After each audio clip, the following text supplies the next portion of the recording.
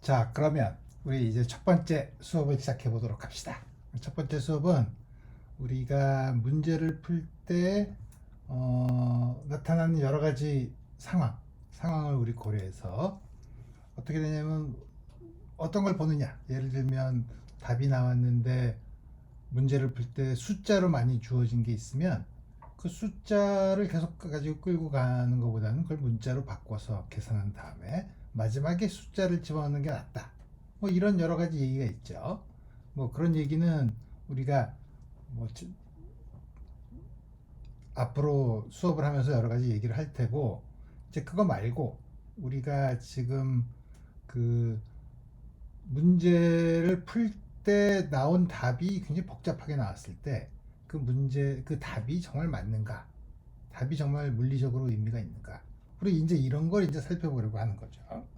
이걸 살펴보려고 할 때, 그래서 물리학에서 문제풀이 기법, 우리 그걸 보기 위해서 뭐냐면 문제풀이 방법을 보기 위해서는 제일 첫 번째로 그래서 우리 하려고 하는 거는 물리량과 차원이라는 걸 우리가 이제 볼 거고요.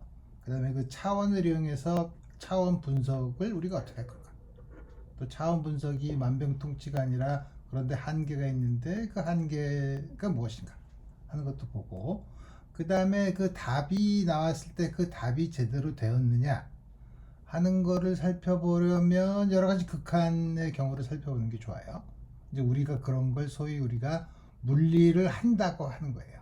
왜냐하면 문제를 풀어서 답을 내고 끝 그렇게 하는 게 아니라 문제가 나온 답이 있으면 이게 특별한 경우에는 어떤 답으로 가는가 이런 거를 자꾸 보는 거를 우리가 물리를 한다고 하는데, 우리 그걸 통해서 우리가 소위 직관이 늘어난다고 얘기하죠. 그래서 우리 문제를 많이 푼다는 거는 여러분들이 뭐 유형을 분석하는 게 아니라 그런 여러분들의 그 여러 가지 극한을 살펴보면서 이 답이 정말 의미가 있나를 살펴보면서 소위 그 직관을 키우는. 그래서 이제 앞으로 여러 문제를 볼 때는 그 여러분들이 가지고 있는 직관을 깨는, 다시 말하면 새로운 직관이 필요한 그런 경우를 당하게 되는데, 그런 건 이제 여러 가지 문제를 많이 풀어보면 이제 여러분들이 얻을 수 있다는 거죠.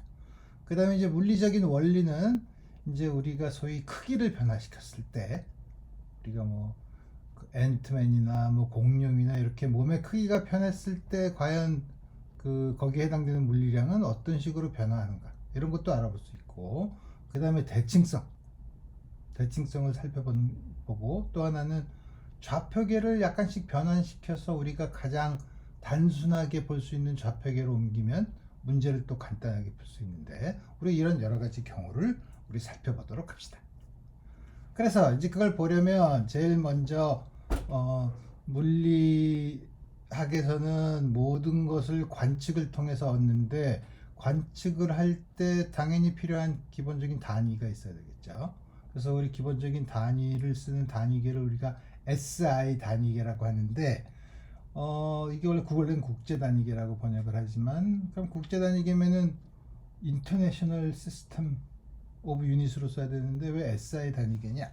여기서 보는 것처럼 프랑스에서 처음 시작을 했기 때문에 System International 이렇게 되기 때문에 SI 유닛이라고 하죠. 그래서 우리 다음과 같이 돼서 그 중에 기본 단위가 있는데, 기본 단위가 세계 길이, 시간, 질량이 있는데 그 SI 단위계에서는 미터, 그 다음에 길이는 미터, 시간은 초, 세컨드, 질량은 킬로그램. 우리가 이제 역학을 다룰 때는 이 세 개만 있으면 되지만, 나중에 전기나 자기를 볼 때는 전하도 있고, 연력학을 볼 때는 또 온도 같은 양이 있지만, 우리 우선은 이 세 개를 봅시다. 그러면 이거를 세 개를 기본 단위라고 하고, 이거에서 생기는 다른 여러 가지 양, 예를 들어서 밀도, 우리가 좀 있으면 배울 밀도는 단위 부피당 질량인데 킬로그램 퍼 세제곱미터, 이렇게 기본 단위로 쓸 수 있죠. 또 나중에 배울 일률, 1와트는 여기서 보는 것처럼 킬로그램 미터 제곱 퍼 세컨드 제곱, 이런 식으로 쓸 수 있는데, 이런 모든 요 길이, 시간, 질량의 기본 단위를 가지고 결합해서 모든 만들 수 있는 다른 단위를 우리가 유도 단위라고 해요. 근데 그러면 기본 단위를 어떻게 정했냐? 꼭 길이, 시간, 질량이어야 되냐? 그렇진 않아요. 그 역사적으로 요거를 가지고 시작을 했다는 것뿐이에요. 근데 요새 이제 단위를 결정할 때는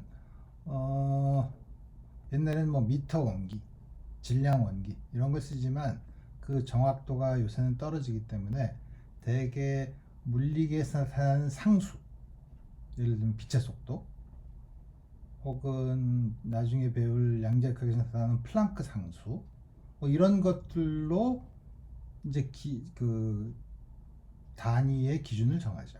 예를 들면 빛은 길이는 어떻게 되냐? 빛이 대략 30만 킬로미터니까 1초에 가는 길이가 30만 킬로미터라고 해서 길이를 정하는 거죠. 그래서 이런 길이를 정하는 이런 거는 자세한 거는 여러분들이 물리 교재를 보면 다 이제 구할 수 있는 거니까 우리 요렇게 거기 차원이라는 거는 이게 길이의 차원, 시간의 차원. 그래서 우리 여기서 L 길이가 length니까 L, 길이는 T, 질량은 M으로 표현을 해요. 그래서 요거는 표현하는 방법은 좀 이따가 자세히 더 살펴보도록 합시다. 그래서 차원이라는 거는 사실 물리학에서는 두 가지 경우를 얘기하는데, 처음에는 수학적으로 물체의 위치를 기술하는 독립적인 좌표의 개수, 예를 들면 2차원인 경우에는 어떤 위치를 표현하려면 X좌표, Y좌표 두 개가 필요하죠. 그러니까 어떤 물체의 위치를 정할 때 좌표가 두 개 필요하면 그거를 2차원 공간이라고 하고, 세 개가 필요하면 3차원 공간이라고 하죠. 이게 우리가 흔히 보는 차원의 얘기고, 그 다음에 또 하나는 물리량을 길이, 질량, 시간의 거듭 제곱으로 표시하는 거를 우리가 차원. 그래서 속도 같은 경우는 속도는 그냥 V라고 쓰지만 그거의 차원을 나타낼 때는 이렇게 꺽쇠 가루를 이렇게 써서 이렇게 쓰면 V의 차원이 얼마냐라고 물어보는데, 이거는 그 SI 단위에서 미터 퍼 세컨드니까 미터 퍼 세컨드로 쓰면 M은 우리가 질량 M으로 쓰고, 요건 시간 T니까 T의 역수니까 L 곱하기 T의 마이너스 1승의 차원을 가지고 있다 고 얘기를 하고, 밀도는 아까 본 것처럼 단위 부피당 질량이니까 킬로그램 퍼 미터의 세제곱인데, 이거는 보면 M 곱하기 L의 마이너스 3승, 다음 같은 형태로 쓸 수 있다는 거죠. 뭐 밑에 있는 일률은 좀 더 복잡하긴 하지만 어쨌든 전부 다 기본 단위의 거듭 제곱으로 쓸 수 있다. 그래서 어떤 물리량의 차원이 뭐냐 했을 때 쉽게 볼 수 있는 거는 그 단위를 보고, 그 단위에서 나타나는 모든 거를 길이는 L, 시간은 T, 질량은 M으로 써서 그거의 거듭 제곱으로 이제 표시를 할 수 있는 거죠. 자, 그래서 이런 차원 분석을 하면 뭐가 좋냐? 우리가 실제로 문제를 풀지 않고 문제에 나타나 있는 물리량만으로도 답을 짐작할 수 있는 경우죠. 답을 어떻게 짐작하냐? 우리 예를 들어서 가장 간단한 단진자를 봅시다. 단진자의 경우에는 진자의 길이 L, 그 다음에 진자의 질량 M, 그 다음에 중력이 없으면 단진자 운동을 하지 않을 테니까 중력 가속도 G. 다 물론 진폭이 있을 수는 있는데 진폭이 여러 가지 변할 수도 있으니까. 그래서 우리 주기를 T라고 하면 주기를 나타나 있는 질량 M의 X제곱, X라는 건 뭔지 모르고, 그 다음에 중력 가속도의 Y제곱, 길이의 G제곱, 그 다음에 앞에 있는 K는 차원이 없는 상수가 있을 수 있죠. 뭐 개수라든지 이런 거는 차원이 없는 양이에요.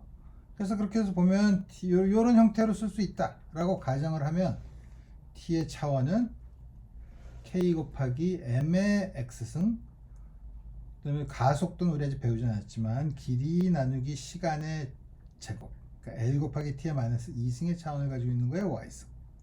그 다음에 길이의 C승. 요게 차원, 주기의 차원을 가지면 시간의 차원을 가져야 되니까 다음 같이 쓸 수 있고, K의 차원은 0이니까 요 왼쪽을 보면 왼쪽에서 M의 차원은 X,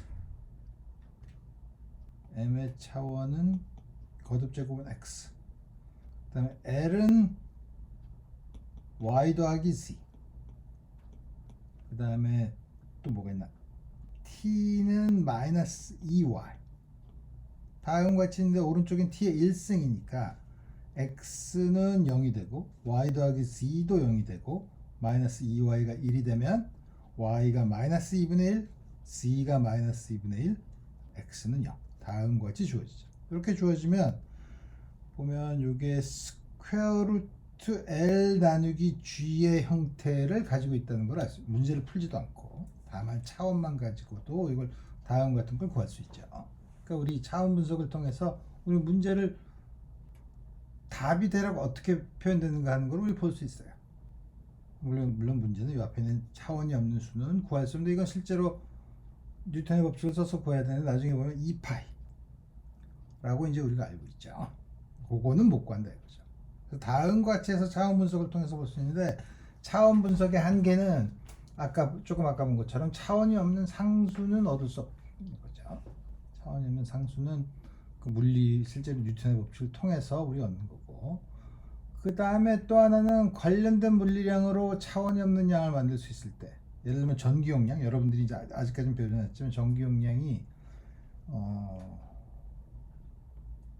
단면적이 A이고 간격이 D인 도체판이 있을 때 요거의 전기 용량은 어떤 상수 엡실론 제로 곱하기 D분의 A 형태로 쓸 수 있고 A는 판의 면적, D는 간격이라고 했을 때 이거를 A 곱하기 A의 알파승 D의 베타승 다음과 같이 쓸 수도 있지만 여기서 재밌는 건 A는 L 제곱의 차원을 가지고 있고 D는 길이의 차원을 가지고 있으니까 A를 D 제곱으로 나눈 양은 차원이 없는 양이죠. 그러니까 이거에 대한 적당한 함수를 곱해서 얻을 수도 있어요. 그래서 그 곱하면 밑에 D가 없는 거 혹은 다음과 같이 일반적으로는 다음과 같이 쓸 수 있기 때문에 관련된 물리량을 적당히 결합해서 차원이 없는 양을 만들면 모호함이 있을 수 있다는 거죠. 그리고 또 하나는 새로운 물리상수를 도입할 때 예를 들면 여기 있는 건 기체의 상태 방정식인데 P, V, N, T를 알고 있을 때 그 사이의 관계를 얻고 싶다 할 때는 우리가 사실 요 기체 상수 차원이 있는 기체 상수를 도입해야만 우리 이 관계식을 구할 수 있는데 그 상수를 모르는 한은 이런 경우에는 차원 분석을 쓸 수가 없다는 거죠. 하지만 그럼에도 불구하고 많은 경우에 차원 분석을 통해서 답의 형태가 차원 분석을 통해서 제대로 되는지 제대로 된 단위를 가지고 있는지를 확인할 수 있다는 거죠. 오케이. 그래서 또 한 가지 얘는 뭐냐면 앞에서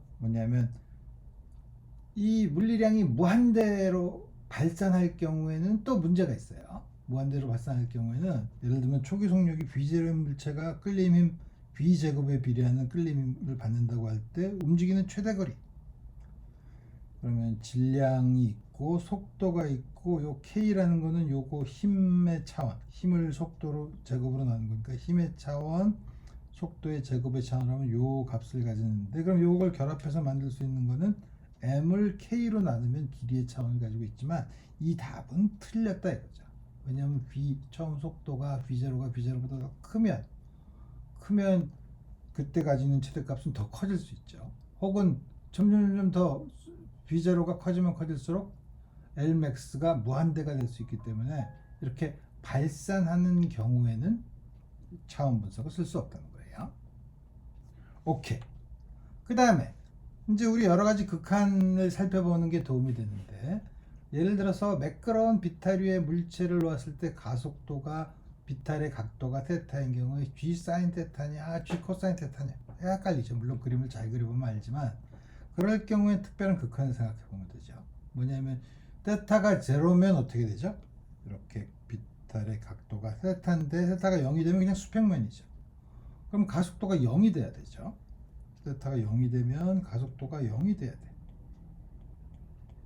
그 다음에 테타가 2분의 파이면 수직벽이죠. 그러니까 수직으로 이렇게 미끄러져 내려온다는 거는 자유낙하를 하는 거니까 그때 A는 G가 돼야 된다는 거죠.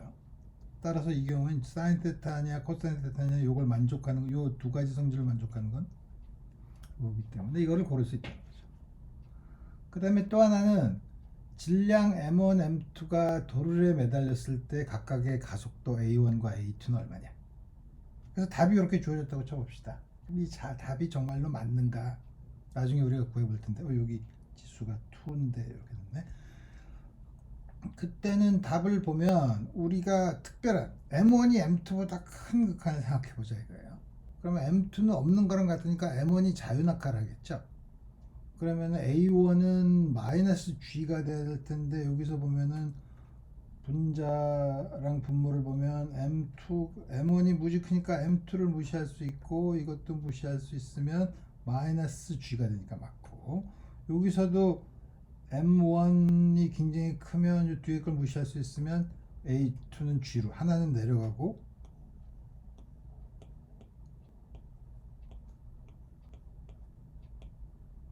하나가 내려가면 하나가 올라가는 다음 것 같은, 그러니까 부호가 반대가 돼야 되죠. 물론 그 반대도 생각할 수 있죠. M2가 M1이랑 다를 때는 A1이 G가 되고 A2가 마이너스 G, 그리고 또 M1과 M2가 같을 때는 M1과 M2가 같다고 해서 정지하는 건 아니지만 그 등속도로 움직이지만 가속도가 0이 되니까 M1과 M2가 같으면 여기에서 분자가 전부 다 M1과 M2가 같으면 0이 되는 우리 그런 경우가 되니까 이 답이 잘 맞는다 라는 사실을 알 수 있죠.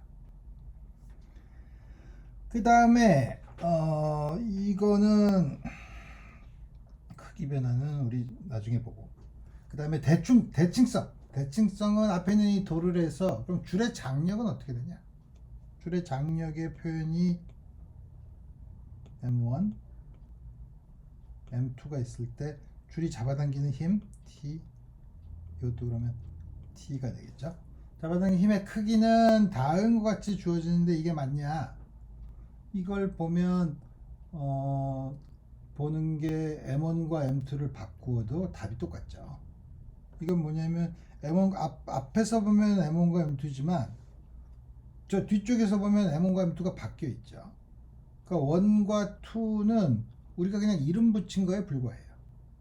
따라서 M1과 M2를 바꾸어도 장력은 똑같아야 된다는 거를 이걸 보면 알 수 있죠. 물론 앞에서 보면 가속도 같은 경우에는 M1과 M2의 질량 차에 의존하기 때문에 그건 조심해야 되기 때문에 이렇게 이 문제를 보면 이 문제는 1과 2를 바꾸는 거에 대한 대칭성이 있기 때문에 장력은 항상 M1과 M2를 바꾸는 거에 대해서 대칭성이 있어야 된다 라는 사실을 우리 볼 수 있죠.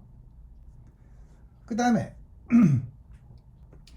이제 동등한 좌표계라는 건 뭐냐면 우리가 한 좌표계에서 다른 좌표계로 옮겨서 우리 문제를 볼 수 있는데 그때도 더 문제가 간단해지는 좌표계가 있다는 거죠. 예를 들면 한 토막이 양의 X방향으로 속도 V로 이동하다가 처음에 정지하고 있던 토막에 달라붙었다. 그럼 결합된 토막의 최종 속도는 얼마냐? 달라붙어 있는 경우. 우리 이 경우는 생각하기가 어려울 수 있지만 잘 생각해 보면 어떻게 보냐 하면 이게 처음에 정지하고 있지만 그게 아니라 처음 이게 정지하고 있고 하나가 이렇게 V로 움직이고 있는데 우리가 왼쪽으로 2분의 V만큼 움직이는 좌표계에서 보면 이거는 2분의 V로, 다른 거는 마이너스 2분의 V로 움직이는 좌표계를 볼 수 있죠. 그래서 이 경우에는 완전 비탄성 충돌이니까 딱 달라붙으면은 여기서는 요 좌표계에서 보면 달라붙는다고 하면 최종 속도가 0이죠. 최종 속도가 0이 되는데 그러면 우리가 2분의 V로 움직이는 좌표계에서 봤으니까 다시 원래 좌표계로 돌아가면 요거는 여기서 보면은 2분의 V로 움직이는 결과를 얻는다는 걸 이제 볼 수 있죠. 우리 이런 거는 최종 상태를 결정할 때 우리 다음 같은 걸 볼 수 있죠. 물론 여러분들이 좀 더 재미있게 하는 거는 한 토막이 질량이 둘 다 이건 질량이 M인 경우를 얘기했는데 하나가 PM이고 P가 어떤 정수라고 하나가 양의 정수라고 하나가 QM일 때도 여러분들이 이때는 좌표계를 어떻게 하냐, 요 속도의 크기가 같은 좌표계를 찾아보면 같은 좌표계는 처음에 비해서 어떻게 움직이는 좌표계인가만 알면 그 좌표계의 속도의 부호를 반대로 바꿔주면 바로 최종 속도가 되는 거죠. 그러니까 우리 이렇게 좌표계를 적당히 바꿔주면 우리 문제를 잘 풀 수 있다는 거예요. 또 하나는 가역성인데 우리 물리 문제는 물론 열과 같은 경우에는 그렇지는 않지만 열이 있지 않은 그냥 보통 역학적인 개는 이렇게 시간이 진행하는 순서를 바꾸어 뒤집어도 운동을 우리가 구별할 수 없어요. 다시 말하면 위로 올라갈 때 어떤 물체를 위로 던졌다고 했을 때 위로 올라갈 때 걸리는 시간이랑 내려올 때 걸리는 시간이 똑같아요. 포물선 운동을 할 때도 그렇죠. 이렇게 해서 이렇게 가면 움직이면 여기서 이렇게까지 올라간 거를 거꾸로 보면 여기서부터 이렇게까지 내려올 때 수평거리가 여기에 같다고 하면 위 올라갈 때 걸리는 시간이랑 내려올 때 걸리는 시간이 같죠. 거꾸로 다시 말하면 이건 시간을 거꾸로 돌려보면 이렇게 와서 떨어지는 게 이번에는 이렇게 가는 거기 때문에 우리 이런 대칭성 다시 말하면 이렇게 바꿔주는 거에 따라서 우리 볼 수 있는데 우리 그러면 그거를 보면 우리 처음에 여기 문제를 보면 속도 u1으로 움직이는 입자가 u1으로 움직이는 입자가 U2가 좀 더 작아. 그래야지 충돌하죠. 움직이는 동 1차원 탄성 충돌을 한다 이거예요. 탄성 충돌을 할 경우 최종 속도가 처음 속도와 같은 방향이고 각각이 V1, V2라고 움직이면 V2-V1 우리 이런 걸 상대 속도라고 하죠. 하나의 V1에 대한 V2의 속도 이게 뭐냐면 U1-U2 힘을 보여라. 이게 우리 아주 흔히 우리가 보는 그 탄성 충돌 1차원 탄성 충돌에서의 특징이에요. 우리 이걸 어떻게 보냐? 역시 우리가 좌표계를 바꾸어서 처음에 좌표계에 대해서 우리 이런 좌표계에 대해서 우리 좌표계가 2분의 1 U1 플러스 U2로 움직이는 좌표계를 보자 이거예요. 이 좌표계를 보면 입자 1은 거기에서 어떻게 되나? 2분의 U1 마이너스 U2 그다음에 입자 2는 마이너스 2분의 1 U1 마이너스 U2 이렇게 움직이죠. 그러니까 뭐냐면 두 개가 속도가 크기는 같고 방향이 반대로 움직이죠. 그래서 충돌 후에는 이게 여기서 이렇게 들어왔다 튕겨 나가는 거니까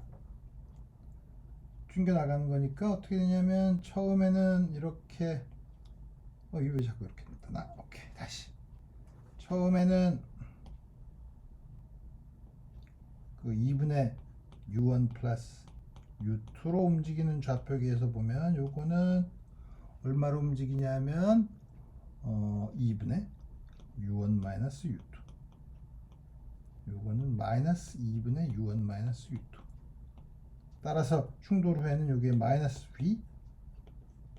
V로 움직여야 되는데 그러면 여기서는 V는 여기서 나와 있는 이 새로 정한 좌표계에서는 나온 속도의 크기는 2분의 U1 빼기 U2밖에 없어요. 그죠? 이거 전부 다 양수를 취한 거니까 요거는 그러니까 요거의 K배가 될 수밖에 없죠. 유일한 속도의 크기 최종 속도가 다른 것이 주어지고 거꾸로 그러면 V랑 마이너스 V로 움직이면 마이너스 2분의 U1 빼기 U2 2분의 U1 플러스 U1 빼기 U2로 나가야 되죠. 그래서 여기서도 보면 여기서는 또 마찬가지로 마이너스 크게를 보면 U1 빼기 U2는 V의 정수배가 돼요. V의 요게 K라면 여기서도 똑같은 물리법칙 거꾸로 가는 거니까 물리법칙에 의하면 똑같은 K를 가져야 된다 이거예요.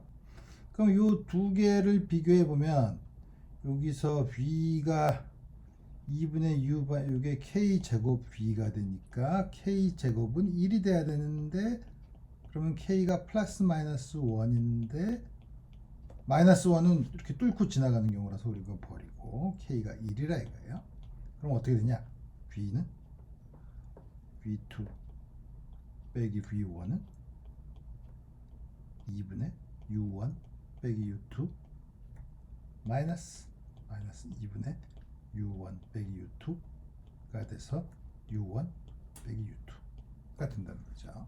그래서 우리 문제를 풀 때 그